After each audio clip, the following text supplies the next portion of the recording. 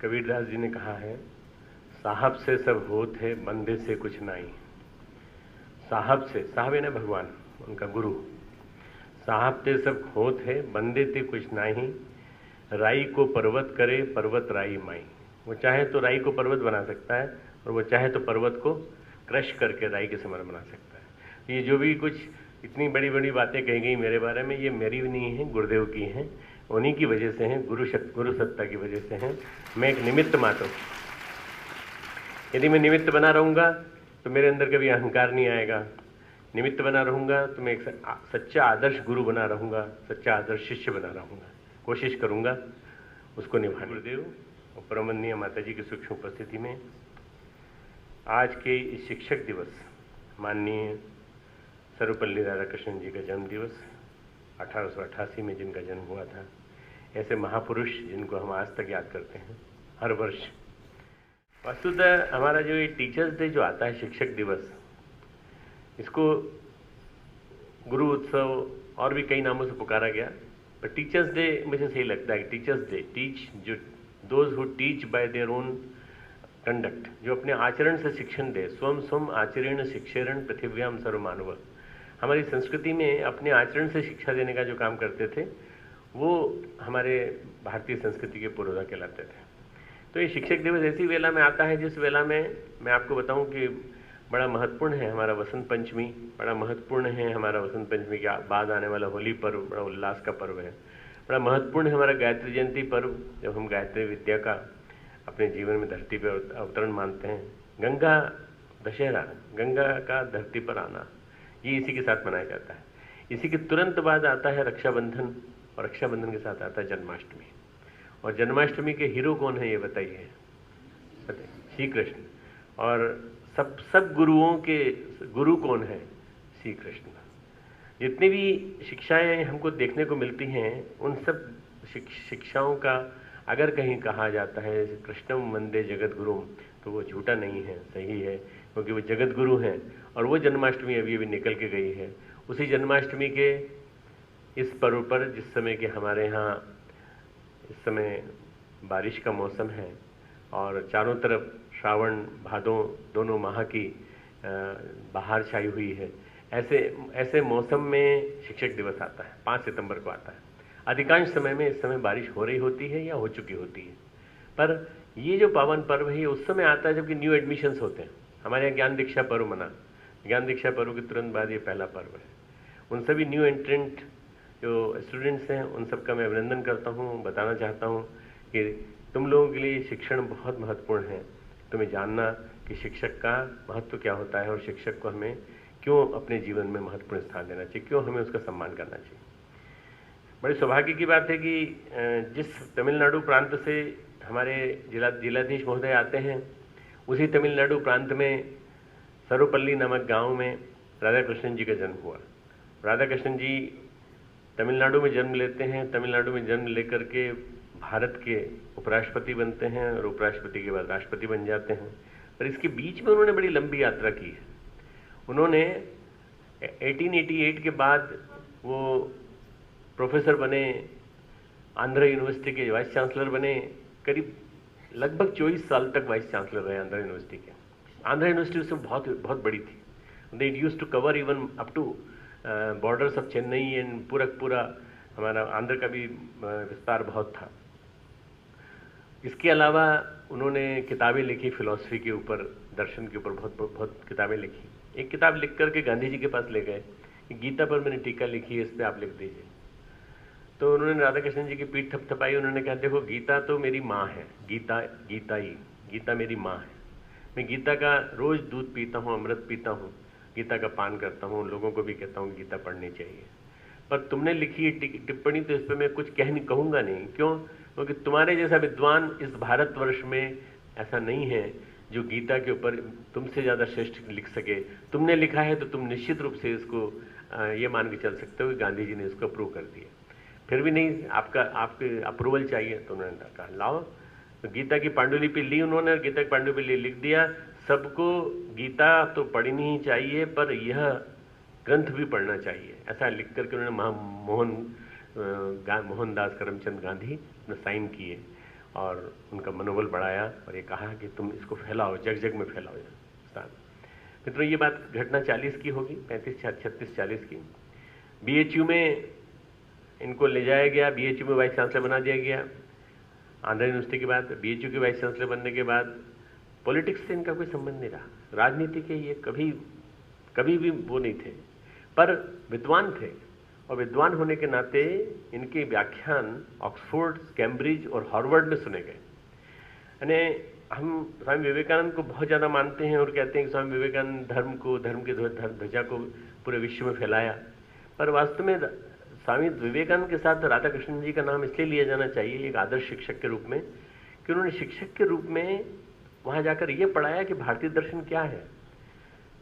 जैसे अभी डीएम साहब ने एडमिट किया कि उन्होंने एग्रीकल्चर साइंस ली और उसके बाद आईएएस किया उन्होंने, और बड़ी खुशी की बात है कि उन्होंने जो आईएएस जिस साल में किया 2002 में, उस समय यूनिवर्सिटी बनी हमारी, और 2002 से अभी तक की 12 साल की यात्रा में जो कुछ भी हम लोगों ने अचीव किया है, 12 साल की यात्रा में इन्होंने भी बहुत अनुभव अचीव किया है एडमिनिस्ट्रेशन का। तो ये 2002 से 2014 तक की यात्रा में हमारे डीएम साहब की यात्रा है। एग्रीकल्चर का एक स्टूडेंट एक आईएएस बनता है और आईएएस बनने के बाद वो कॉर्पोरेट सोशल रिस्पॉन्सिबिलिटी की बात करता है और लोगों को इन्वॉल्व करता है, बात में सब में इन्वॉल्व करता है। हमारे राधा कृष्णन जी कुछ भी ले सकते थे, सब्जेक्ट कुछ भी ले सकते थे, आईसीएस भी कर सकते थे। He was one of the most intelligent student. परंतु इसके बावजूद भी उन्होंने दर्शन शास्त्र में पीएचडी किया, फिलॉसफी में पीएचडी किया। मैंने दर्शन शास्त्र के 3-4 साल से मांग कर रहा हूँ कि आए स्टूडेंट्स। तो मेरे यहाँ पीएचडी के तो 2-3 स्टूडेंट आए हैं, परंतु वैसे स्टूडेंट में बस 8-10 रहते हैं एमए में, ज़्यादा नहीं रहते हैं दर्शन शास्त्र। क्यों? 2000 के बाद हम बहुराष्ट्रीयकरण के ज़माने में रह रहे हैं। अब आदमी फिलॉसफी नहीं पढ़ना चाहता, अब आदमी वो पढ़ना चाहता है जिससे कि एमबीए हो, आईआईएम में जाने का मौका मिले, पीएचडी करने का मौका मिले, एमफिल करने का मौका मिले और उसके बाद फिर उसको अच्छी से जॉब मिले। इसलिए दर्शन में नहीं जाना चाहते। उस जमाने में दर्शन में गए और कंपैरेटिव फिलॉसफी के ऊपर उन्होंने बहुत कुछ लिखा, बहुत कुछ। उन्होंने जितना भी कुछ दर्शन के ऊपर अध्ययन किया है मित्रों, वो अगर हम पढ़ेंगे, मैंने राधा कृष्णन जी के सारे साहित्य को, वाङ्मय को पूरा पढ़ा है, और पढ़ने के बाद मुझे ऐसा लगा कि जिसने ये नहीं पढ़ा उसने भारतीय संस्कृति को नहीं समझा। भारतीय संस्कृति को समझना है तो राधा कृष्णन जी का केवल एक ही ऐसे किसी भी किताब में से लेके पढ़ लीजिए। हमारे यहाँ लाइब्रेरी में उनकी किताबें हैं। योगेश्वर श्री कृष्ण कहते हैं इन्हीं राधा कृष्णन जैसे व्यक्तियों के लिए, अर्जुन से कहते हैं कि अगर तू जानना चाहता है कि अज्ञान से मुक्ति कैसे मिले, अगर तू जानना चाहता है कि शिक्षा से ज़्यादा विद्या क्यों जरूरी है, अगर तू जानना चाहता है कि जीवन में बंधन मुक्ति क्यों चाहिए, तो तू जा, उनके पास जा। तम विद्धि प्रणिपातेन परिप्रश्नेन सेव्या। तो 5वें अध्याय में उन्होंने कहा है तद विद्धि प्रणिपातेन। तद यानी दैट गॉड, दैट परमात्मन, that particular macrocosmos, that consciousness जो प्रिवेल कर रही है पूरे विश्व ब्रह्मांड में, उसको जानना है अगर, तो उसको तद विद्धि प्रणिपातेन, उसको प्रणाम करके जाओ। परिप्रश्नेन, प्रश्न पूछो। किनसे पूछो? सेवा के भाव से, निष्कपट सेवा के भाव से, बिना किसी कपट भाव से नहीं। आज का शिक्षक कपट भाव से पढ़ाता है और आज का छात्र कपट भाव से उसकी शिक्षा को ग्रहण करता है। मित्रों, आज हजारों स्कूल हैं, लाखों स्कूल हैं और लाखों बिजनेस स्कूल्स खुल गए हैं, सब कुछ खुल गए हैं, पर वो निष्कपट नहीं है। परिप्रश्नेन सेवया। उसके बाद कहते हैं उपदेशन्ति ते ज्ञानम, तुझे वो ज्ञान देंगे। कौन लोग? ज्ञानिनः तत्वदर्शिनः, वो जो महाज्ञानी हैं, श्रेष्ठतम ज्ञान इन्होंने प्राप्त किया है, तत्वदर्शी हैं, वो तुझे ज्ञान देंगे, तुझे आशीर्वाद देंगे और तुझे विद्या देंगे। ये जो विद्या है ये गुरु दिया करते थे, और ये जो विद्या है ये गुरु के माध्यम से मिलती है और कहीं से नहीं मिलती। मैं जब एमडी पास करके आया, एमडी मेडिसिन किया मैंने, और मैं विदेश जा चुका था, विदेश से गुरुदेव ने खींच लिया, मुझे यहाँ बुला लिया, और उसके बाद फिर उन्होंने कहा कि तुम यहाँ रहो, मेरे पास रहो और यहाँ पढ़ो। तो मुझे उन्होंने वेद, पुराण, उपनिषद ये सब पढ़ने के लिए दिए। तो मैंने कहा ये गुरुदेव किस लिए? तो मैं ये मेरे किसी काम के नहीं है। अगर कोई मेडिसिन की टेक्स्ट बुक दी होती आपने तो मैं उसको पढ़ता। बोले यहाँ तुमसे चिकित्सा नहीं करानी, मुझे तुम्हारे ज्ञान का दायरा बढ़ाना है। मैं तुम्हारे ज्ञान के दायरे को बढ़ाना चाहता हूँ, ताकि तुम विश्व मात्र के चिकित्सक बन सको। तुम अपने तक सीमित न रहो और यहीं तक सीमित न रहो, विश्व मात्र को मानवता का संदेश दे सको। इसके लिए तुम पढ़ो। मुझे फिर से पढ़ना पड़ेगा? मैंने प्रश्न पूछा कि मुझे फिर से पढ़ना पड़ेगा? At this age of mine 27, 28, 29 की एज में मैं जब आया हूँ, जब डीएम करने के लिए मेरे मन में आ रहा था कि और भी पीजी का पोस्ट ग्रेजुएशन के बाद की और भी एजुकेशन ले लूँ, तो उन्होंने कहा बेटा पढ़ना जीवन भर चलता रहता है। अभी भी मैं जब तुमको गीता पढ़ाता हूँ और ध्यान पढ़ाता हूँ तो मैं 4 घंटे में नोट्स तैयार करता हूँ तुम्हारे लिए, और तुम्हारे लिए नोट्स तैयार करके फिर लाता हूँ मैं अपने लिए। तो जब मैं यहाँ आता हूँ, वो जीजी से बोलता हूँ कि मेरे को लेक्चर तैयार करना है, तो जीजी बोलती हैं आपको क्या जरूरत है, आपको तो नींद में से उठाओ तो आप गीता बोलने लगोगे।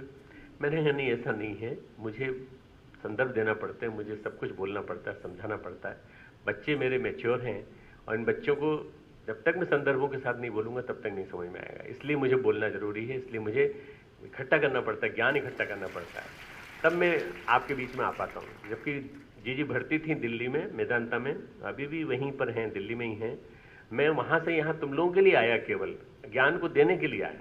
इसलिए नहीं कि मैं अपना एहसान जता रहा हूँ तुम्हारे ऊपर कि तुम मेरा एहसान मानो कि मैं तुम्हारे लिए आया, नहीं। मैं I want to share my knowledge with you, I want to learn with you. मैं तुम्हारे साथ सीखना चाहता हूँ, मैं तुम्हारे साथ उस बात को, उस ज्ञान को जिसको मैंने पचाया 4 घंटे तक, उसको तुम्हारे साथ बोल करके मैं चाहता हूं कि मैं भी वो ज्ञान अपने जीवन में धारण करूं। मैं और मेरे अंदर कोई कमी रह गई हो, मेरे अंदर और कोई रजोगुण तमोगुण रह गया हो, तो वो निकले और सत्वगुण मेरा बढ़े। मैं चाहता हूं, ऐसा हर आदर्श गुरु चाहता है। उसी आदर्श गुरु की तरह से श्री राधा कृष्णन जी ने भी अपने जीवन को उसी तरह, उसी राह पे चलाया।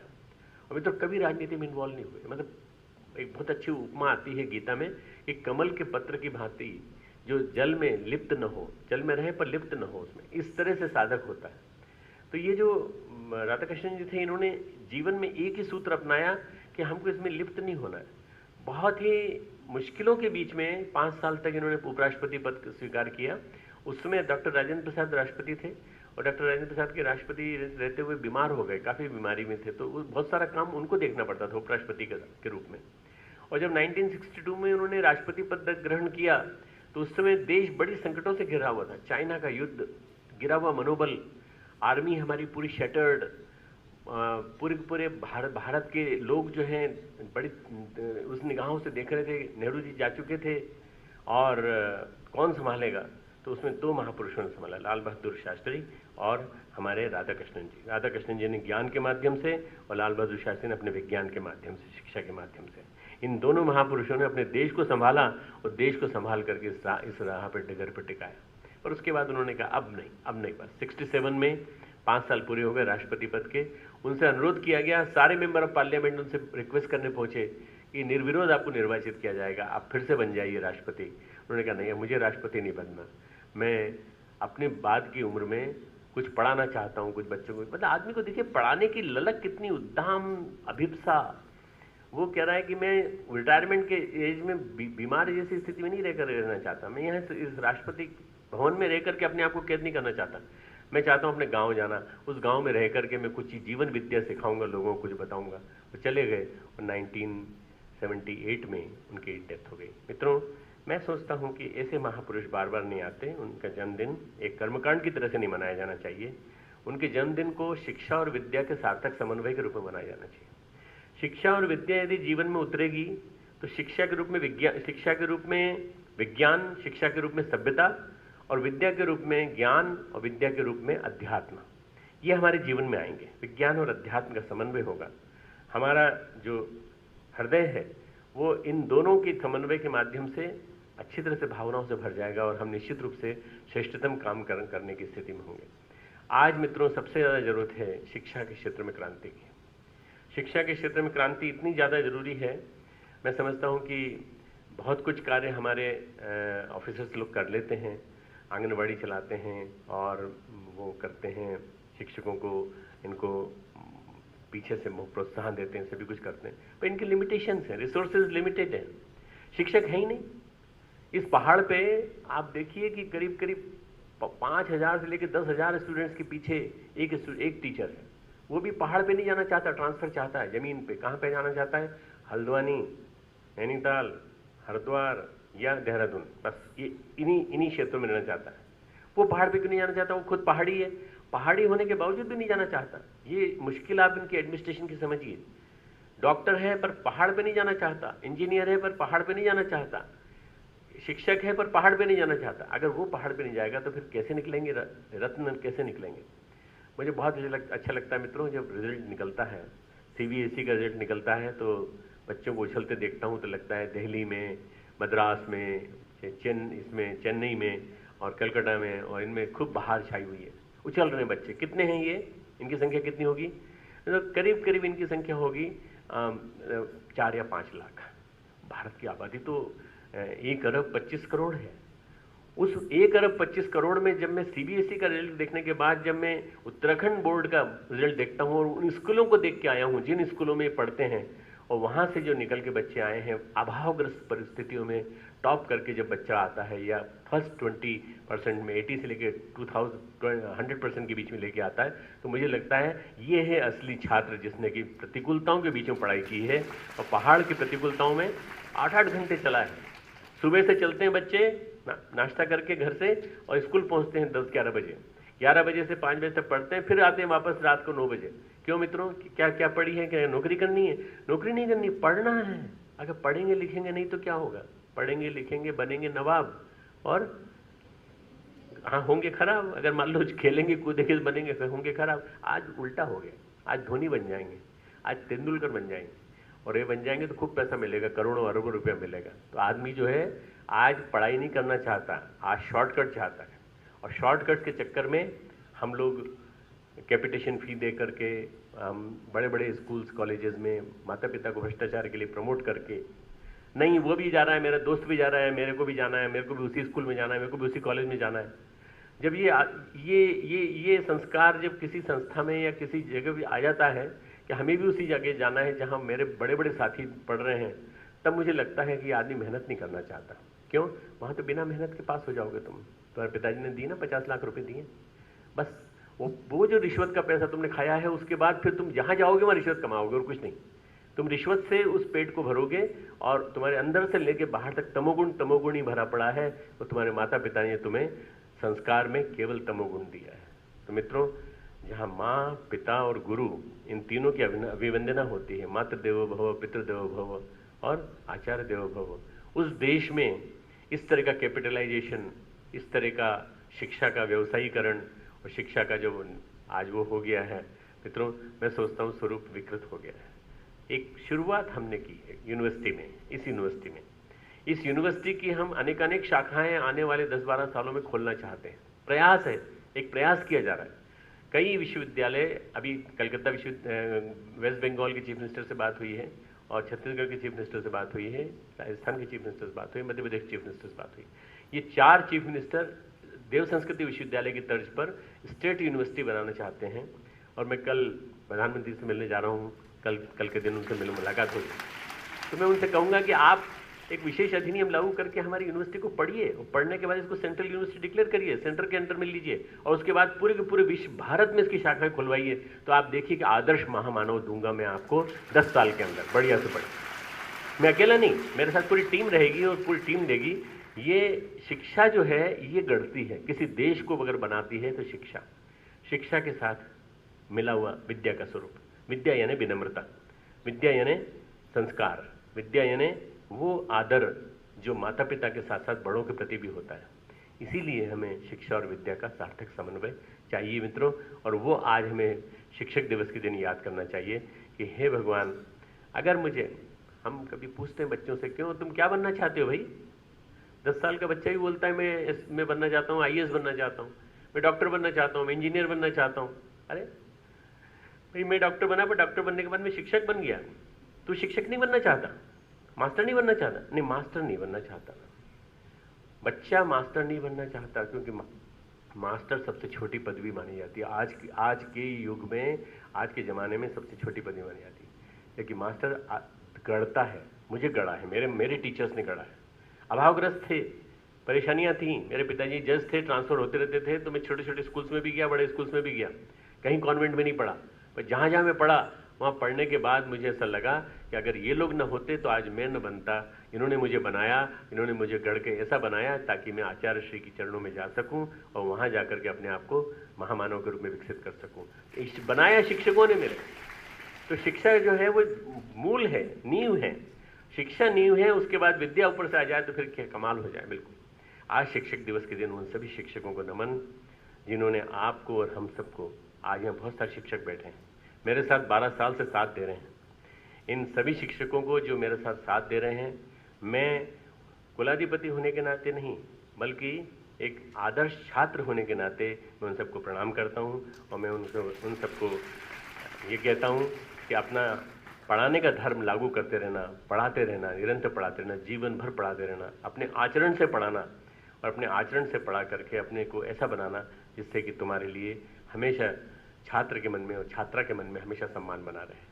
तुम में से किसी का भी मन शिक्षक बनने का करे तो तुम बनना, जरूर बनना। शिक्षक बनना बुरी बात नहीं है मित्रों। नहीं, हम हर चीज़ को पैसे में तोलते हैं। मेरे सामने कोई आता है और पूछता है, कहता है मैं ये बनना चाहता हूँ। मैंने कहा क्या भाई, कितना पैकेज कितना है तुम्हारा? मैं उन्हीं की लैंग्वेज में बात करता हूँ। कितना पैकेज है तुम्हारा? बोले सब 1.5 लाख का पैकेज है। तो मुझे क्या लगता है 1.5 लाख रुपए की झोली मेरे सामने घूम रही है, आदमी नहीं खड़ा है। 1.5 लाख का एक पैकेट मेरे सामने घूम रहा है पूरा के पूरा।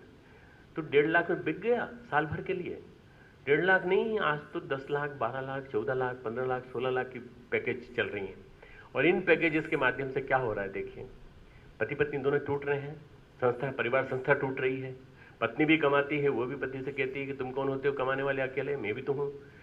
हमारे वैल्यूज टूट रही हैं। जहाँ वैल्यूज टूटेंगी तो फिर पूरा संस्था, पूरी परिवार संस्था गड़बड़ा जाएगी। पैकेज वाला स्वरूप नहीं चाहिए हमको ऐसा चाहिए जिसमें हमें संतोष हो। रूखी सूखी खाए के ठंडा पानी पी, देख पराई चूपड़ी मत ललचाए जी।